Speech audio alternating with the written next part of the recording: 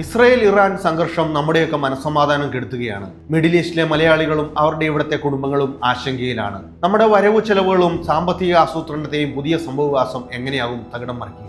Crude oil വില ഒറ്റ രാത്രി കൊണ്ട് 13% ഉയർന്നു. സ്വർണ്ണവില സർവകാല റെക്കോർഡിൽ. ഓഹരി വിപണി വലിയ തകർച്ചയിലാണ്. ഇതെല്ലാം വിലക്കയറ്റത്തിന്റെയും പുതിയ പണച്ചിലുവിന്റെയും സൂചനയാണ്. യുദ്ധത്തിലേക്ക് ഈ രാജ്യങ്ങളും തിരിഞ്ഞാൽ ആഗോളതലത്തിൽ വലിയ പ്രത്യാഘാതങ്ങൾക്ക് കാരണമാകും. സുരക്ഷിത നിക്ഷേപമെന്ന സൗകര്യമാണ് സ്വർണ്ണവിലയെ ആഗോള സംഘർഷ സമയത്ത് ഉയർത്തുന്നത്. ബാരലിന് $60 ക്രൂഡ് ഓയിൽ വില ഒറ്റ ദിവസം കൊണ്ട് 13% ഉയർന്നു. മിഡിൽ ഈസ്റ്റിലെ പ്രധാന എണ്ണ ഉൽപാദക രാജ്യങ്ങളിലൊന്നാണ് ഇറാൻ. വർഷങ്ങളായി രാജ്യാന്തര ഉപരോധം ഇറാന്റെ എണ്ണ വിൽപ്പനയെ ബാധിച്ചിരുന്നു. എന്നാൽ ചൈനയും ഇന്ത്യയും പോലുള്ള രാജ്യങ്ങൾ ഇറാനിൽ നിന്ന് എണ്ണ വാങ്ങിയിരുന്നു. ഇറാന്റെ എണ്ണ കയറ്റുമതി തടസ്സപ്പെട്ടാൽ അധികം വൈകാതെ ബാരലിന് $100 ക്രൂഡ് വില എത്തും.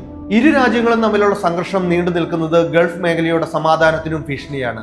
ഗൾഫ് രാജ്യങ്ങളിലെ അമേരിക്കൻ എയർബേസുകൾ ആക്രമിക്കുമെന്ന് ഇറാൻ മുന്നറിയിപ്പ് നൽകിയിട്ടുണ്ട്. ഇത് മറ്റ് ഗൾഫ് രാജ്യങ്ങളെയും യുദ്ധത്തിലേക്ക് തള്ളിവിട്ടേക്കാം. മലയാളികളടക്കം ലക്ഷക്കണക്കിന് ഇന്ത്യക്കാരാണ് ഗൾഫ് രാജ്യങ്ങളിൽ ജോലി ചെയ്യുന്നത്. സംഘർഷം കനത്താൽ സാമ്പത്തിക മാന്ദ്യത്തിന് പോലും വഴിയൊരുക്കപ്പെട്ടേക്കാം. ഇറാൻ ഇസ്രായേൽ സംഘർഷത്തെക്കുറിച്ച് നിങ്ങൾക്ക് എന്താണ് തോന്നുന്നത്?